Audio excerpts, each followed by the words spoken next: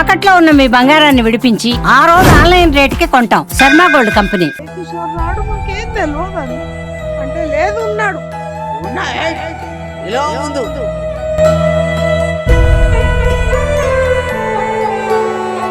మస్తు డ్రింక్ చేసుకున్నాడు వాడు ఊగుతున్నాడు ఇట్లా అంటే నూగేసిండు ఎవరికి వచ్చేసిండు ఇట్లా నూగేసిండు నూగేసరికి ఎవడరా నువ్వు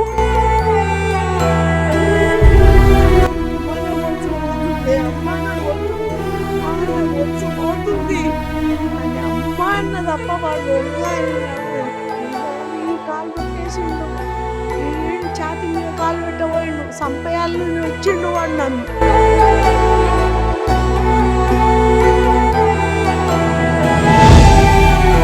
నగరంలోని వీక్లీ బజార్లో నిన్న జరిగినటువంటి చైన్ దొంగతనం పట్ల కూడా కాలనీ వాసులు భయాందోళన వ్యక్తం చేస్తున్నారు. ప్రస్తుతం వీక్లీ మార్కెట్లోని నిన్న జరిగినటువంటి సంఘటన ప్రదేశంలో ఉన్నాము. అమ్మ ఉంటది, పెద్ద ఆవిడ మెడల నుంచి బలవంతంగా చైన్ లాగినటువంటి పరిస్థితి.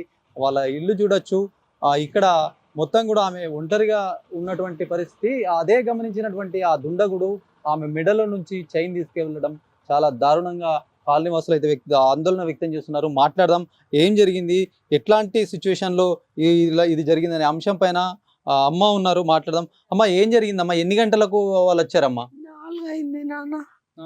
నేను 2:30 వరకు అంటే కరీంనగర్ నుంచి వచ్చి ఇల్లు వాకిలంతా ఊడ్చేసి ముఖం 4 గంటలకు ముఖం కడుక్కొని ఇట్లనే నిలబడ్డా.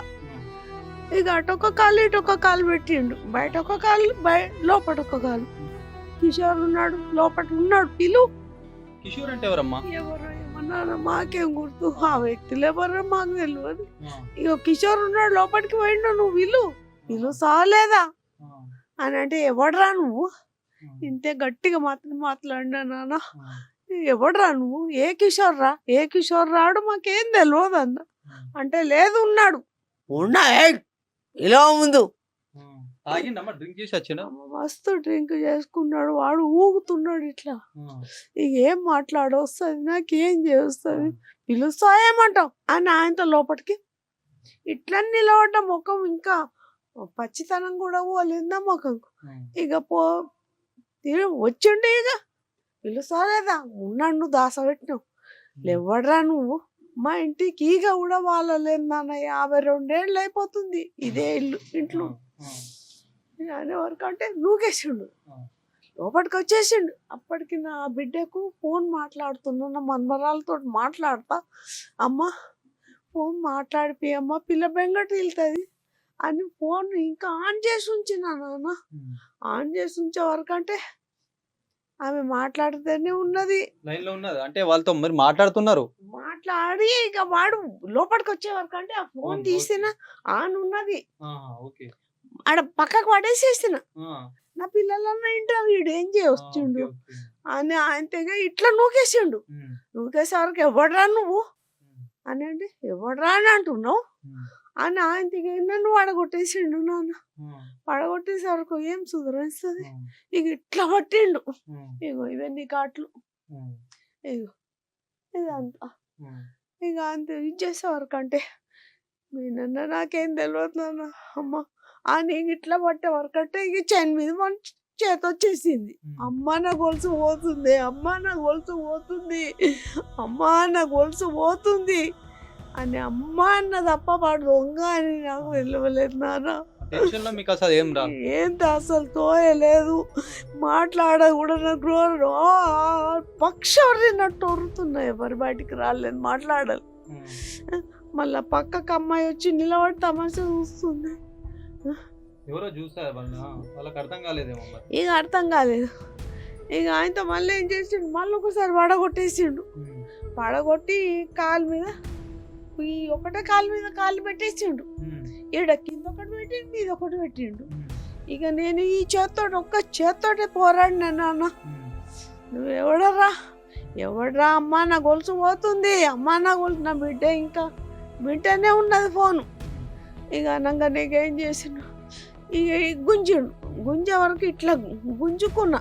ఇక అవి తెగిపోయి 4 గుండ్లు కింద పడ్డాయి. ఇక పుస్తే తీసి నేను పుస్తెళ్తాడు 3 తులాలకు మూర్తలన్నారా ఇట్లా చేతుకు చుట్టుకున్నా ఇట్లనే పట్టుకున్నా. ఇక ఈ కాలు తొక్కేసిండు, ఈ ఛాతి మీద కాలు పెట్టబోయిండు, చంపేయాలని వచ్చిండు వాడు నన్ను. ఇక ఆయనతో ఇట్లా నూకేసిన, ఆడదాకా పోయిండు, మళ్ళీ ఊరికొచ్చిండు, మళ్ళీ వడగొట్టేసిండు నన్ను. వడగొట్టేసే వరకంటే ఇక నేను లేచి కూర్చున్నా. ఇక అప్పటికి లంగది నాడ దిగిపోయింది. ఇక సరే అని ఆయనతో ఇట్లనే పట్టుకున్నా, చీర ఇట్లనే పట్టుకొని బయటకు ఉడుకుదామనే వరకు అంటూ వాడేం చేసిండు, ఇక గొలుసు ఇస్తలేదు అని ఇది ఇంకా తక్కువ అయింది బేట. నా పిల్ల చూడొచ్చు అమ్మ చాలా ఎంత ప్రయత్నం చేసిందంటే ఆమె సంబంధించినటువంటి మంగళసూత్రం లాంటిది చైన్, అలాంటి చైన్ కూడా తీసుకెళ్ళడం చాలా దారుణం. చాలా ప్రయత్నం చేశాడు. అది తీసుకునే ప్రయత్నంలో ఆమెకు కాళ్ళ పైన కాలు పెట్టడం, మెడ పైన ఒత్తేయడం, ఒకవేళ గనక ఇయ్యకపోతే చంపేసేవాడండి. అంత ఘోరంగా ఆమె ఎంత ఒంటరి పోరాటం చేసింది, ఎవరు లేరు. పెద్ద ఆవిడ దాదాపు 64 సంవత్సరాల వయసులో కూడా చాలా పోరాడింది. ఆమె ధైర్యానికి హ్యాట్సప్ చెప్పొచ్చు. ఎంత అంటే ఆ చేయి గుంజేసిన క్రమంలో కూడా ఆయనకు దొరకకుండా చేతిలో పట్టుకున్నదండి పెద్ద ఆవిడ. ఆ పెద్ద ఆవిడ చేతిని కూడా కొరకడము ఎంత లావుగా అయిపోయిందంటే ఇది మొత్తం ఉబ్బినటువంటి పరిస్థితి ఉంది. చాలా ప్రయత్నం చేసింది. ఇట్లా నోట్లో పట్టేసండి ఇది, ఆ గొలుసు ఇడుస్తానేమో అని. ఇక ఇడుస్తలేను, ఇక ఆడదాకా ఎత్తుకపోయి ఎత్తేసిండు నన్ను, ఆడనే మధ్యలో ఎత్తేసిండు.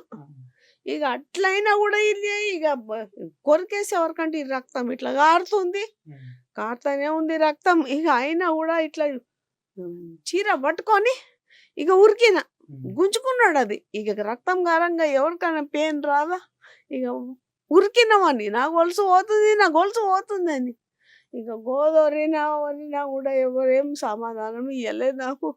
అమ్మ ఊరుకో అమ్మా, నా పిల్లలు బాధ కూడా వర్ణాతీతం అండి. ఎంత ఇబ్బంది పడ్డదంటే ఆమె వాళ్ళ కూతురికి ఫోన్లో మాట్లాడుతున్న క్రమంలో ఒక దుండగుడు అయితే వచ్చి ఇంట్లోకి వచ్చి ఒక పేరుని పలాని వ్యక్తి ఉన్నాడా అని చెప్పేసి ఇదొక డ్రామా లాగా ఒక వ్యక్తిని డైరెక్ట్ ఇంట్లోకి పోతే ఏం చెప్పాలో అర్థం కాని సిచ్యువేషన్లో ఆమె ఉంది. ఏదో ఒక పేరు తీసుకొని పలాని వ్యక్తి ఉన్నారా అని చెప్పి ఒక పేరుతో ఎవరు లేరు అనేవి గొంతు చాచాచుకున్నా కూడా వినకుండా కూడా మద్యం మత్తులో ఆయన ఏం చేస్తున్నాడో తెలియని పరిస్థితిలో కూడా ఆమె పైన ఎవరు లేరు, ఒక్కటే ఒంటరి మహిళ ఉంది, ఆ పెద్ద ఆవిడ ఉంది. ఆమె మెడలో నుంచి చైన్ బలవంతంగా లాగాడు. ఆమె కూతురు కూడా వింటుంది ఆ శబ్దాలు కూడా. లైన్లో మా తల్లికి ఏదో జరుగుతుంది అని చెప్పి ఆమె ఎంత అరిసినా కూడా ఆమె ప్రయత్నం వృధా అయినటువంటి పరిస్థితి. చివరకు ఆమె ఎంతో ప్రయత్నం చేసింది చైన్ను కాపాడుకోవడానికి. అలాంటి ప్రయత్నంలో భాగంగా కూడా ఏదైతే దుండగుడు ఉన్నాడో తన బలమంతా కూడా ప్రయోగించి మొత్తానికి చివరగా ఆ చైన్ని లాగుకొని అక్కడి నుంచి కూడా బయట వరకు కూడా వచ్చింది. ఆ పెద్ద ఆవిడ బయట వరకు వచ్చి ఆ చివరి క్షణం వరకు పోరాడింది. ఆ చైన్ని కూడా కాపాడుకునే ప్రయత్నం చేసినప్పటికీ కూడా ఆమెను ఒకసారి నూకేసి కూడా కంప్లీట్గా ఆమె పడిపోయింది. పడిపోయిన తర్వాత గుంజుకొని ఇదే దారి గుండా అక్కడ వెళ్ళిపోయారు. చాలా ఇబ్బందికరమైన పరిస్థితి అనుభవించింది. కొరికి మొత్తం ఆమె చేతు కూడా వాచిపోయినటువంటి సిచ్యువేషన్. మరి ఇంతటి దారుణంగా ఆమె ఆవేదన వ్యక్తం చేస్తుంది. ఆరోగ్యంగా ఒకవైపు కూడా ఆమె కన్నీళ్ళు ఆగడం లేదు. ఇంతటి ఘోరమైన సంఘటన నిజామాబాద్ నగరంలో చోటు చేసుకుంది. దీనిపైన ఇప్పటికే ఆమె ఆవేదన వ్యక్తం చేస్తుంది. పోలీస్ కంప్లైంట్ చేశారు. ఏదేమైనప్పటికీ తనకు న్యాయం జరగాలని బాధితురాలు కోరుకుంటున్నటువంటి సిచ్యువేషన్.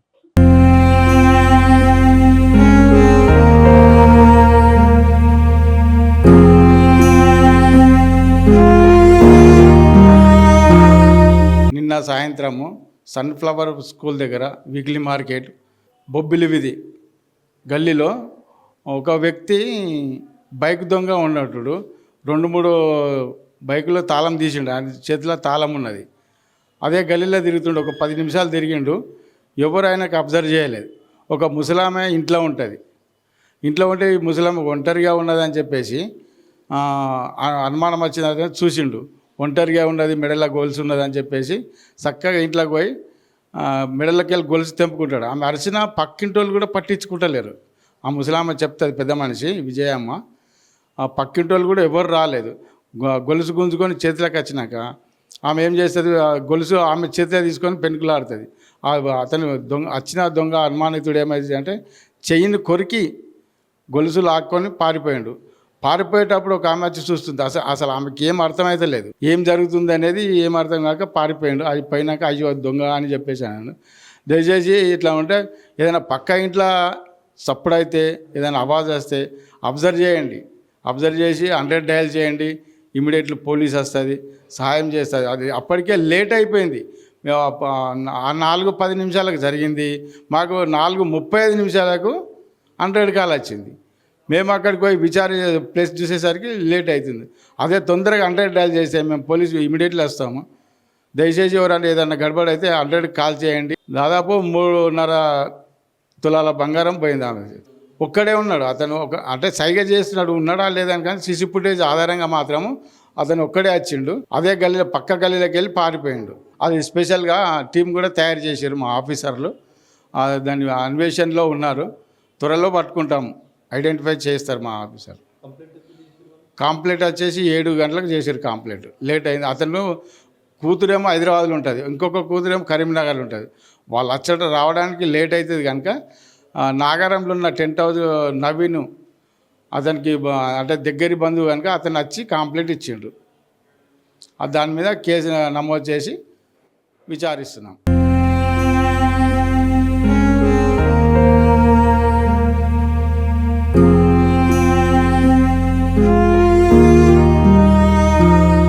కెమెరా పర్సన్ సందీప్తో శ్రీనివాస్, సుమన్ టీవీ, నిజామాబాద్.